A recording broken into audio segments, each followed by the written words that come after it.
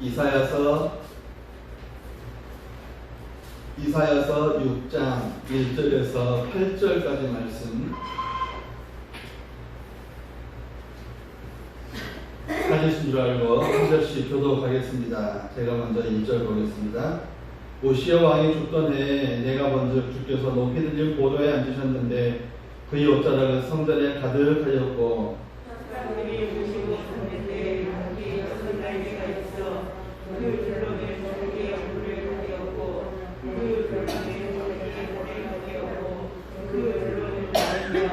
서로 불러 이르되 거룩하다 거룩하다 거룩하다 만군의 여호와여 그의 영광이 온 땅에 충만하도다 하더라.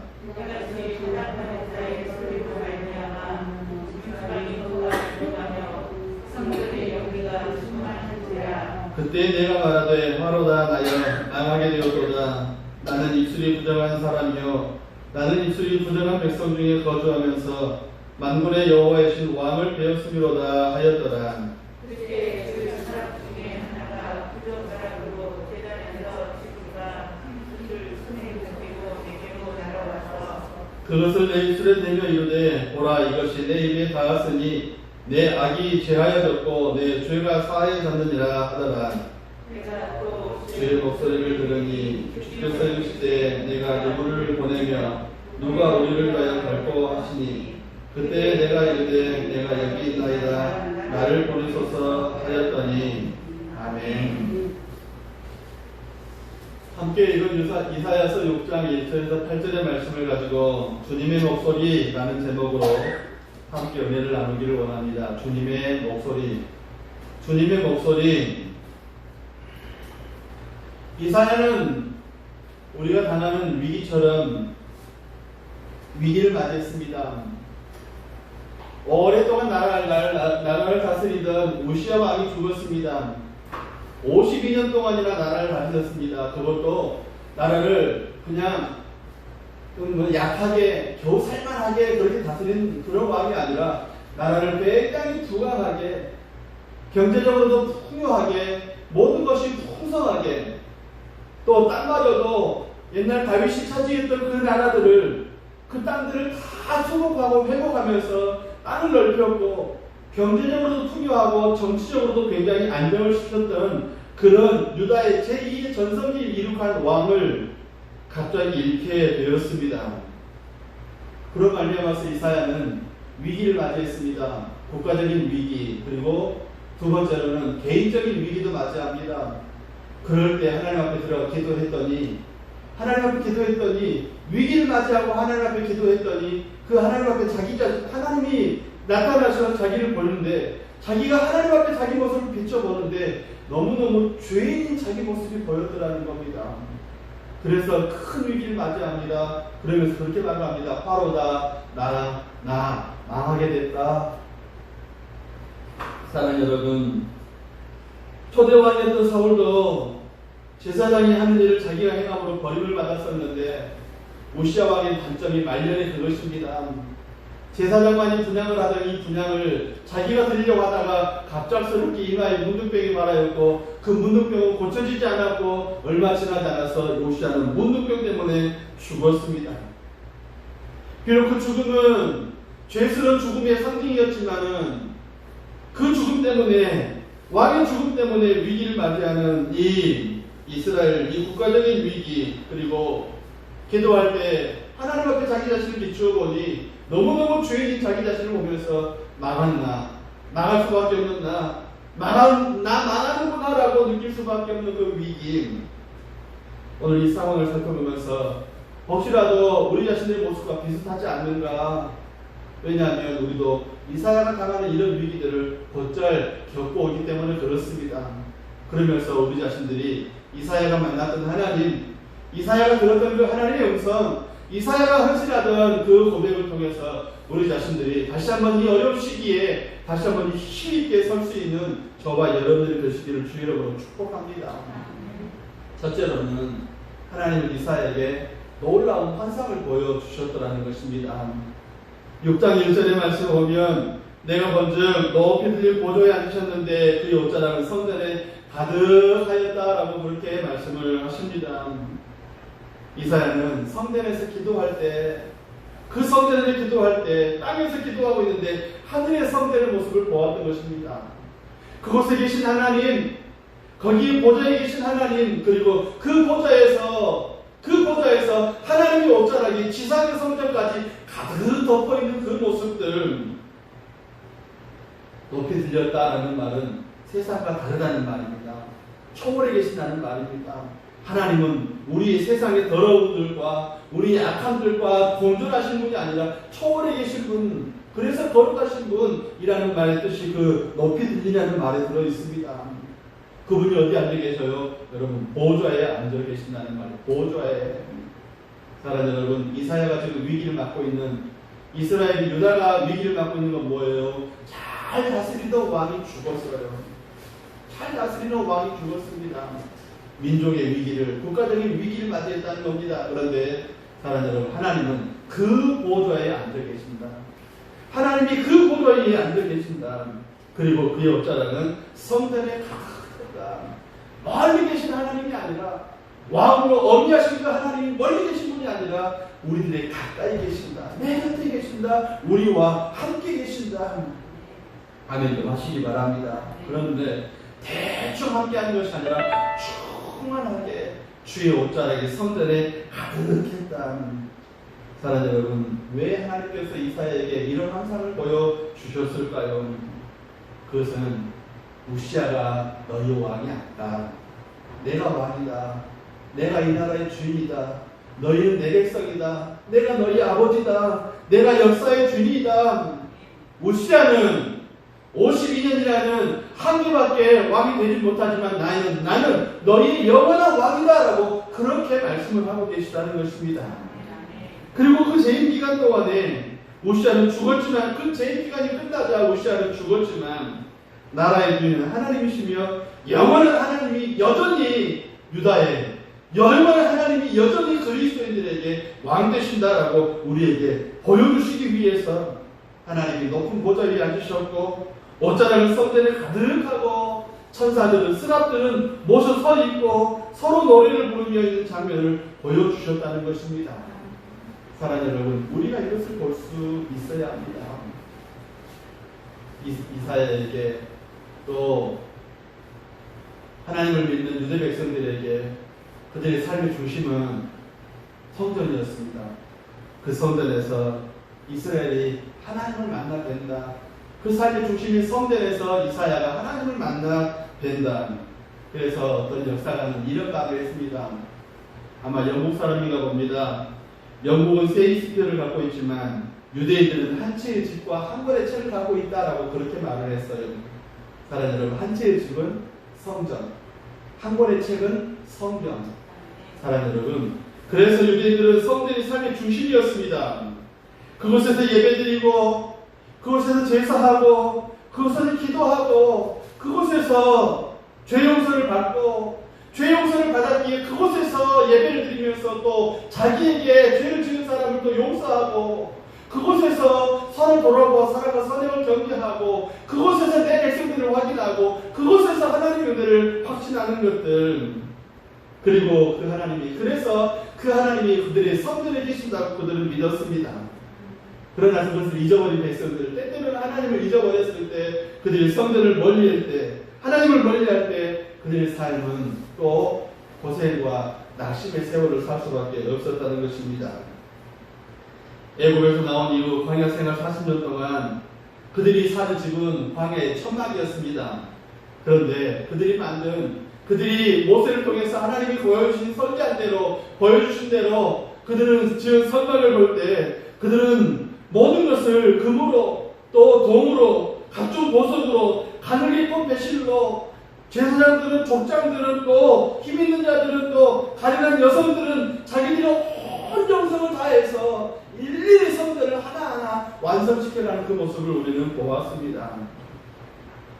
그래서 그들은 광야에서 선막을, 그들은 유다 땅에서 성전을 지어놓고 하나님을 나라가 어려울 때, 국난이 찾아올 때, 전염병이 찾아올 때, 또 농사적인 위기가 찾아왔을 때 그들은 늘 하나님을 찾았고 하나님을 바라봤고, 그들이 그 성전에서 그 성전을 향하여 그 기도할 때마다 하나님은 사사를 통해서 사무엘과 다윗을 통해서 다니엘과 그 친구들 또 위기를 맞이하는 다른 나라에 잡혀가 포로로 생활했던 다니엘이나 모르드게 같은 사람들에게는 그 성전을 향해 기도할 때 하나님은 놀랍게 응답을 하셨더라는 것입니다. 사랑하는 여러분, 이런 위기는 이사야에게만 있는 것 아닌 거 아시죠? 어느 나라나 어느 민족이나 사랑하는 여러분, 어느 누구에게나 있습니다. 그러나 그 위기를 해결하고 극복하는 비결은 성전에 나와 성전에 계시는 하나님을 만나는 것이 영적 방정식이에요. 그것이 우리의 문제의 해결점입니다. 주님은 우리에게 뭐라고 말씀하십니까? 네 수고, 네 무거운 짐, 네 아파하는 거, 내 고통하는 거 내가 대신 져줄게. 내가 대신 져줄게. 너 지지 마라. 너 지지 마라. 사랑하는 여러분, 간혹 가다가 저 육교 건너오는 아이들 봅니다. 아이들이 땀 뻘뻘 흘리는데 아이들에는 손에는 아무것도 들린 게 없어요. 왜냐하면 엄마가 옆에서 다 이고 지고 다 들어주더라고요. 초등학생들, 중학생들, 심지어는 자기보다도 큰 고등학생인데 어떤 때 밤늦게 가보면 엄마가 공부하느라고 고생했다. 아이고 내 새끼하고 가방 내가줬는데 가방 치다가 엄마가 휘청거리더라고요. 그래도요, 여러분 대신 져줘요. 대신 져줍니다. 하나님 앞에 맡기면, 그런데 우리는 그 해결 방정식을 다른 찾으려고 하니까 위기가 찾아요. 더 큰 위기가 찾아오는 것 아니겠습니까? 사랑하는 여러분, 우리가 겪고 있고 심지어 이 코로나 위기도 사랑하는 여러분, 그 영적 방정식으로 해결할 수 있는 그런 저와 여러분 되기를 간절히 바랍니다. 우리에게도 위기가 얼마나 많은지 모릅니다. 사랑하는 여러분, 우리나라가 얼마나 잘 살게 될지 몰라요. 세계에서 비근한 휴대폰을 하나를 예를 들면, 세계에서요 휴대폰을 제일 많이 들고 다니는 나라가 미국, 일본, 중국, 한국, 누구 어떤 나라가 더 많은지 잘 모르겠습니다. 휴대폰 가장 많은 비율로 치면 그렇다는 거예요. 요즘은 인도라는 나라도 다 들고 다니고, 가난한 나라도 모든 나라 사람들이 다 휴대폰을 들고 다니는데 초등학생까지 들고 다니는 나라는 우리나라밖에 없대요. 심지어는 유치원생들도 여러분 100만 원 가까이 하는 그 휴대폰을 목에다 걸고 다녀요. 가방에 넣고 다녀요. 사랑하는 여러분, 얼마 전에 이제 강원도 정선 쪽에 블루베리를 이제 교회와 그 공동체가 수확을 하는데 몇몇 목사님들이 가가지고 도와주는 일이 있었다고 합니다. 후배가 와가지고 목사님 대단해요. 그러면 뭐가 그러더니 블루베리 맛있어요. 그러면 내 것 좀 가져오지. 내 것만 갖고 왔대. 자기 것만 갖고 왔대. 여러분, 그런데요 참 재밌는 것이 그 시골에 12가구밖에 없는데 12가구밖에 없는데 자동차들이 다 한 대씩 두 대씩 있더라는 거예요. 트럭도 따로 있고 농사를 짓는 기계들도 다 따로 있고. 그래서 내가 제일 궁금한 게, 새 차는 뭐 주더냐 했더니 국수 주더냐, 막국수 주더냐, 비빔국수 주더냐, 뭐 주더냐, 뭐 주더냐 했더니 전화하더니 중국집에다가 탕수육하고 짜장면 시키던데요. 사랑하는 여러분, 얼마나 잘 살게 되는지 모릅니다. 옛날에는 뭐였어요? 술빵? 그거 주면 진짜 좋은 집이었죠. 또 뭘 줬어요? 하여튼 오이나 주고 하여튼 그러면서 잠시 쉬는 것이 새참이었을 텐데. 사랑하는 여러분, 나라가 굉장히 잘 살아졌습니다. 그럼에도 불구하고 여전히 정치나 경제나 사회나 교육이나 문화나 우리의 삶에 가장 가까이 붙어있는 우리의 삶의 현장을 살아가는 우리 모든 현장에서는 여전히 걱정과 근심의 바람이 끊이지 않더라라는 겁니다. 우시아 왕이 죽던 해처럼 우리도 이사야가 되어보면 우시아 왕이 죽던 해처럼 앞이 캄캄하고 이제는 또 어떤 일이 벌어질까라고 걱정과 근심할 수밖에 없는 그런 상황. 그러나 이사야는 하나님 앞에 나아갔을 때 하나님의 충만하신 인재를 거기서 봅니다. 그리고 그 하나님이 이 모든 위기를 이겨나가게 해주실 것이다 라는 분명한 확신을 그 환상을 통해서 받게 되더라는 겁니다. 우리도 너무너무 어려운 상황 가운데 있지만 우리 예배와 우리의 기도가 또 우리가 함께 이 어려운 시기를 또 기도할 때 여러분 우리 함께 기도할 때 주님은 나의 하나님이십니다라고 고백할 때 미스바 광장에서 시작되어진 에베네셀의 귀한 역사들이 수문학 광장에서 이루어진 그 모든 역사들이 모든 대적들을 이기고 승리하게 하셨던 것처럼 하나님의 거룩한 역사가 저와 여러분 앞에 나타나게 될 줄로 믿습니다.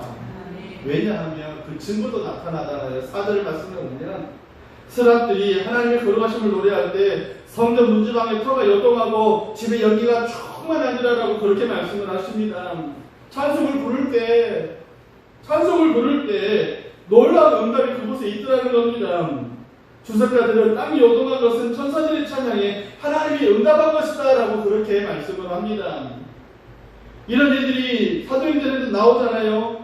바울과 신라가 전도하다가 붙잡혀 감옥에 갇혔습니다. 매를 맞고 고통 속에서 거듭 지하 감옥에 갇혀서 쉬는 것이 아니라 그 고통을 더하게 하려고 가둬둔 거예요. 쇠사슬로 묶어놨습니다. 꼼짝 못하게 놨습니다. 맞은 곳을 손으로 만질 수도 없고 맞은 자리를 무언가 물로 씻을 수도 없고 꼼짝없이 그곳에서 매 맞은 걸 그것에 더 고통 속에 그냥 집어쳐넣어버린 그 지하 감옥에서 고통이 점점 더해갈 때 그들이 뭐 했어요? 하나님을 향해서 감사와 찬송과 영광을 바울과 신라가 그 지하 감옥에서 찬송할 때 하나님이 어떻게 응답하십니까? 호련히 큰 지진이 나서 옥토가 움직이고 문이 다 열리며 모든 사람들의 매인 것이 다 풀어진지라. 사랑 여러분, 이사야서는 천사들이 스랍들이 찬송함으로 터가 움직였고 사도행전에서는 바울과 신라가 찬송함으로 옥토가 움직였던 것처럼 오늘 예배하면서 찬송하면서 우리의 찬송과 우리 영적인 찬양들이 사람들은 하늘보다도 움직이고 우리 영혼이 주님을 온전히 만나 배우면 복되의 시간이 될 수 있기를 간절히 바랍니다.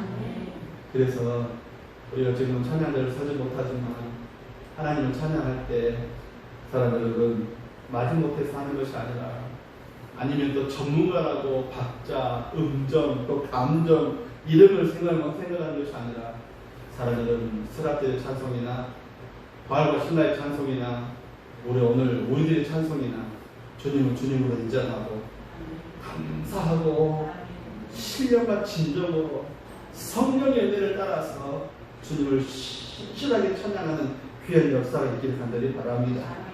그 역사가 있을 때 그렇게 찬송할 때 하나님이 땅과 보좌를 움직이는 귀한 은혜를 저와 여러분에게 주실 줄 믿습니다. 두 번째로는 이사야의 위기는 뭡니까? 그가 하나님 앞에 섰을 때 자신이 엄청난 죄인 걸 깨달았습니다. 그럴 때 하나님 어떻게 했어요? 그의 입술을 깨끗하게 해주셨다라는 것입니다. 오늘 5절 말씀 보면 그때 내가 말하되 화로다 나야 망하게 되었도다. 나는 입술이 부정한 사람이요 나는 입술이 부정한 백성 중에 거주하면서 만군의 여호와신 왕을 배웠음이로다 라고 그렇게 말씀을 합니다. 사랑하는 여러분, 그냥 다닐 때는 잘 몰랐는데 밖에 나갔다 들어와 거울을 보니 내 얼굴에 뭔가가 찍혀 있어요. 내 옷이 뭔가 어딘가 풀어져 있어요. 내가 원하던 오메무새가 아니에요. 깜짝 놀라고 엄마 이거 누가 봤네. 어머 이거 누가 보고 얼마나 속으로 없었을까. 얼마나 창피합니까. 그런데 그런 창피가 아니라 이사야가 느끼는 그런 창피는 그 창피가 아니에요. 성전에 들어가서 그냥 평상시에 기도할 때는 몰랐는데 하나님의 영광이 나타나고 하늘 보좌가 나타나고 어쩌라기 성전에 주여 어쩌라기 성전에 가득한 그 상황 가운데 자기 자신을 보니 하나님의 거울에 자기 자신을 비춰보니 여기도 죄가 붙어있고 여기도 죄가 붙어있고 입술에도 죄가 붙어있고 보는 것이 죄가 붙어있고 이놈의 손에 무슨 놈의 죄가 그렇게 많은지 이놈의 팔에 무슨 놈의 죄가 그렇게 많은지 내 몸이 움직일 때마다 그 죄가 뚝뚝뚝 떨어지는 그런 모습.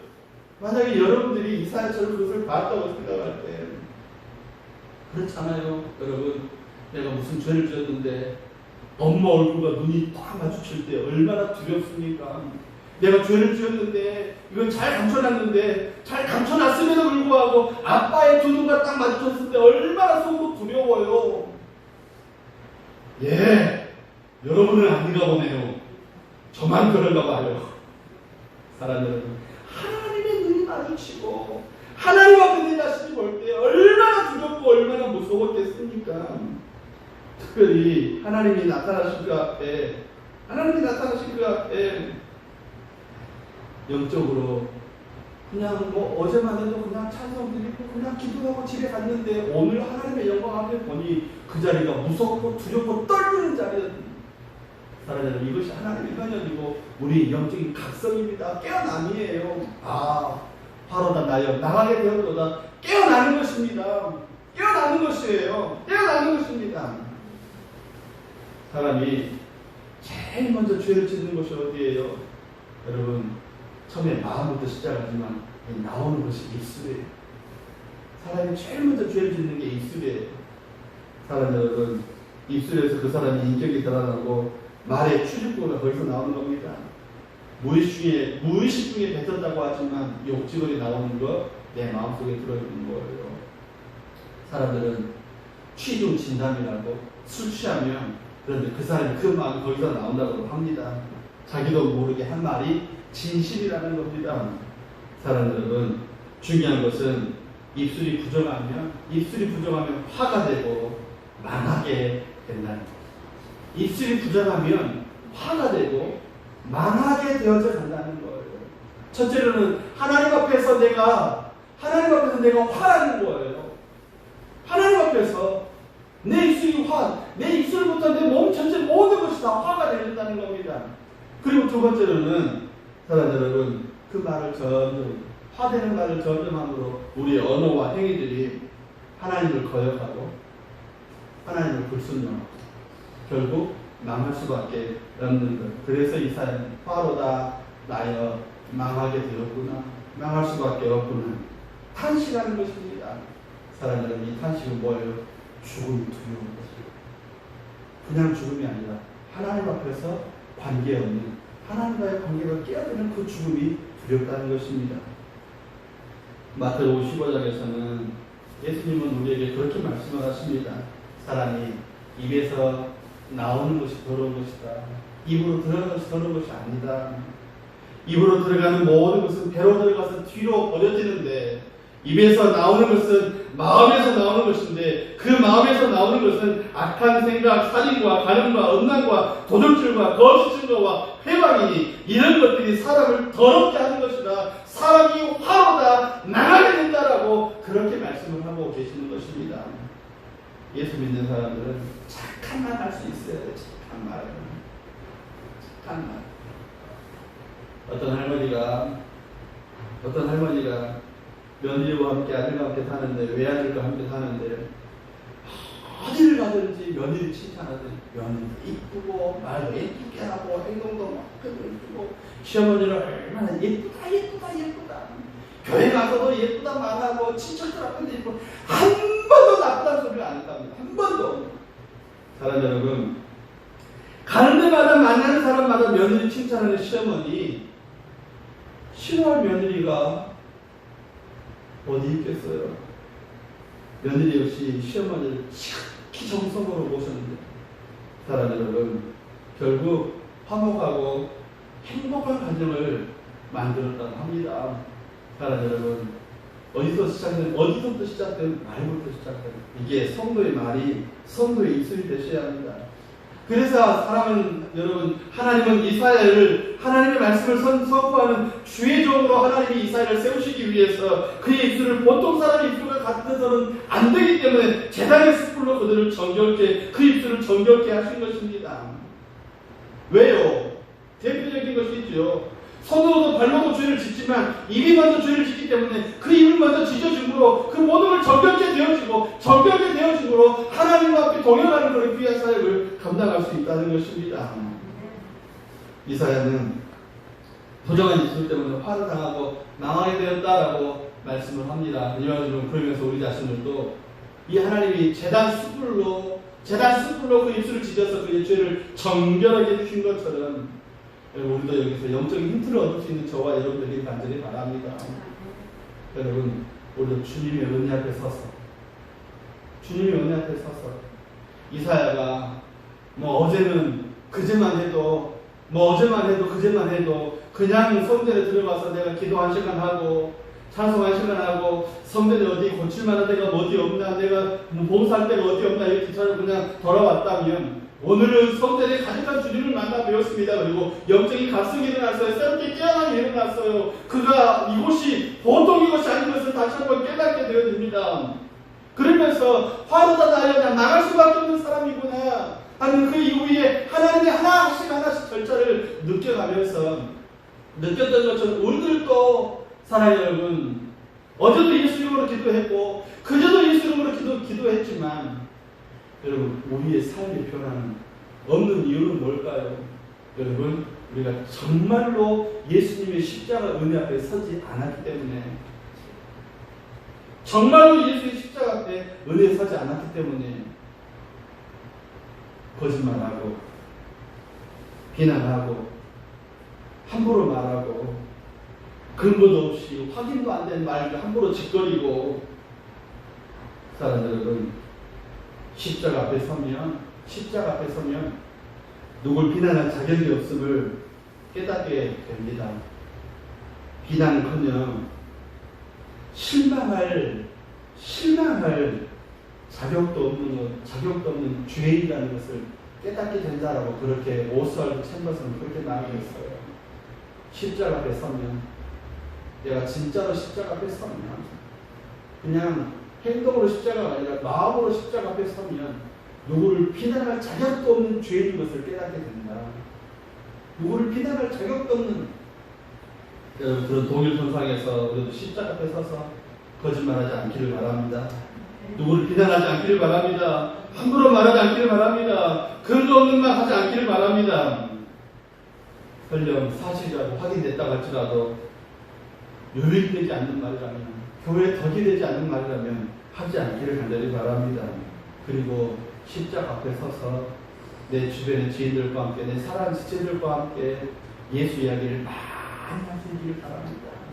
이래도 예수, 저래도 예수, 좋아서 예수, 기뻐서 예수, 슬퍼도 예수, 애통해도 예수, 예수. 하나님도 우리 입술을 제단의 숯불로 지져주시기를 간절히 바랍니다. 주님 우리의 부정한 입술을 내 부정한 입술을 지져주옵소서. 그리고 정결케 되기를 간절히 바랍니다. 그럴 때 사랑하는 여러분 이사야는 성전에서 또 큰 은혜를 맛봤는데 바로 주님의 목소리를 들었다라는 것입니다. 8절의 말씀에 보면 내가 또 주의 목소리를 들은 적이 이르실 때 내가 누구를 보내며 누가 우리를 위해서 갈고 그때 내가 가로되 내가 여기 있나이다 나를 보내소서. 주의 목소리를 들었습니다. 이사야 어디서 주의 목소리를 들었어요? 성전에서 주의 목소리를 들었습니다. 그는 주의 음성을 들을 수 있는 귀가 열려져 있다는 말입니다. 사무엘상 3장의 말씀에 보면 어린아이 사무엘은 하나님의 음성을 듣는데 평생 주의전에서 봉사한 엘리는 하나님의 음성을 듣지를 못합니다. 불러도 듣지를 못합니다. 목사님 엘리를 부른 게 아니라 사무엘 불렀잖아요. 사랑하는 여러분 엘리가 하나님의 음성을 듣지 못하고 엘리가 하나님의 음성에 대답하지 않으니까 어린 사무엘을 부르신 거예요. 내가 대답하지 않으니까 어린애라도 불러서 쓰시려고 하나님은 그 어린애를 부르셨다는 겁니다. 내가 대답하지 않으니까 내가 주님의 음성 앞에 대답하지 않으니까 불러도 대답하지 않으니까 어린아이를 부르셨다는 것입니다. 주님의 목소리를 듣는 것이 축복입니다. 그 주님의 음성을 듣고 대답하고 순종하는 것은 더 큰 축복입니다. 사랑하는 여러분, 주님의 음성을 듣는 세 가지 방법이 있어요. 첫째는 말씀을 읽고 말씀을 묵상하는 것. 말씀 묵상하십시오. 말씀 읽으세요. 두 번째 설교를 듣는 것. 세 번째 사랑하는 여러분, 여러분의 담임 목회자와 상담하는 것. 목회 상담하는 것. 사랑하는 여러분, 주님의 음성입니다. 목사님, 목사님하고 이야기하면 이거 할까요? 저거 해볼까요? 하나 주일 시키던데요. 여러분, 그래요. 주의를 시키는 겁니다. 내가 여기 있나이다. 뭐 하는 거예요? 주의하겠습니다. 주의 음성을 듣는 세 가지 방법은 뭐라고요? 하나님 말씀을 읽는 것, 묵상하는 것. 두 번째는요, 설교를 듣는 것. 세 번째는요, 주의종과 상담하는 것, 목회 상담하는 것. 내 시간 어떻게 쓸까요? 내 물질 어떻게 쓸까요? 내 재능 어떻게 쓸까요? 주의 영광을 위해서 사용하는 것. 내가 여기 있나이다. 나를 보내소서. 내가 쓰는 것, 나를 위해 쓰는 것. 사랑하는 여러분, 한 어른 목사님께서 37대 국방부 장관을 지냈던 이준 장군을 만났다고 합니다. 국군 중앙교회 시무하던 그런 장로님이셨는데 군 선교 관계로 그 목사님과 장로님을 만나서 이야기를 하는데 21사단 사단장으로 재직할 때 그때 장로 임직을 받았다고 해요. 그때는 처음에는 양수지 쌓였고 그때는 술도 마시고 자기 마음대로 자기가 하고 싶은 대로 다 하는 그런 사람이었는데 그래도 좀 신실하셨나 보죠. 목회자가 그를 인정하고 장로로 세우는. 그런데 이 장로님 마음속에는 나는 자격이 없는데 술도 마셔야 되는데 내가 이런저런 또 화도 많이 내야 되는데 어떻게 할까? 그걸 결정을 하지 못하고 결국은 임지식 앞에까지 섰다고 합니다. 임지식날까지도 담배도 피워야 되는데 술도 마셔야 되는데 이제 임지식만 끝나면 이제 코빼기 생겼네 하고 갈등하고 있는데 그날 임지식 순서를 맡았던 어떤 목사님 말씀이 그를 감동시켰다고 합니다. 뭐 굉장한 말이 아니에요. 이 말이에요. 사단장님 수지 맞으셨습니다. 지금은 몰라도 장로가 되면 앞으로 수지 맞을 일이 계속될 것입니다. 참 촌스럽고 참 유치한 말 같은데 이 장로들은 그 말이 마음에 와닿다는 겁니다. 은혜가 되더라는 말입니다. 앞으로 장로가 되면 수지 맞을 일이 많겠군요. 그리고 마음에 평안이 오고 그때부터 얼굴이 쫙 자기 마음이 펴지니까 얼굴도 펴지더라는 것입니다. 그 목사님 말대로 놀라운 것은 얼마 지나지 않아서 진급이 돼서 별 4시 됐어요. 별이 5개, 별 4개. 그리고 별 4개가 끝나자 주요 요직을 또 거치면서 결국 국방부 장관까지 했다고 합니다. 장로가 되면서 그렇게 은혜를 받고 참 수지 맞을 것입니다. 그 유치한 말에 너무너무 은혜를 받고 2가지 결단을 했다고 합니다. 앞으로 술은 입에 대지 않겠다. 새벽기도 하겠다. 그는 국방부 장관으로 그렇게 바쁜 시기에 뿐만 아니라 너무너무 힘든 그 시기를 지나면서도 새벽기도를 빠뜨리지 않았다고 합니다. 뭐예요? 주님의 목소리를 들을 줄 아는 사람.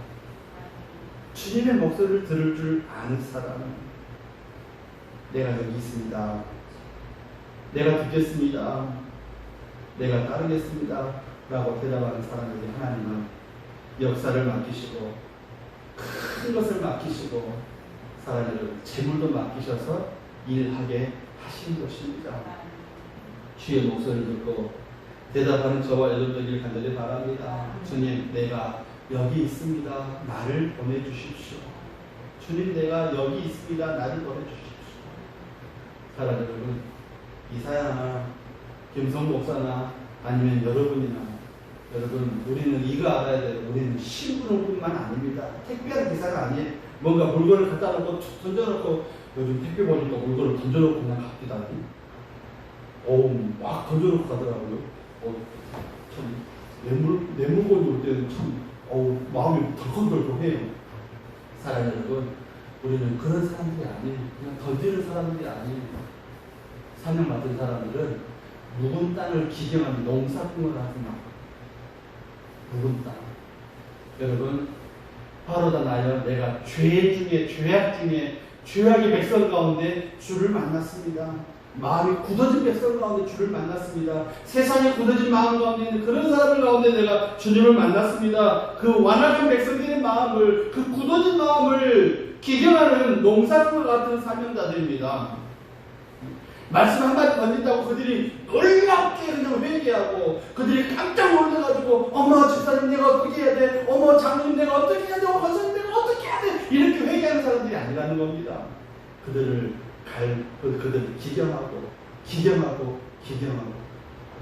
농사꾼이 한 겨울 동안에 딱딱 완전하게 굳어버린 그 땅을 곰이 그 얼음을 제거하듯이 그 모든 걸 다시 뒤집듯이 농부의 심정으로 그렇게 대답할 수 있기를 바랍니다. 내가 여기 있습니다. 나를 사용하십시오.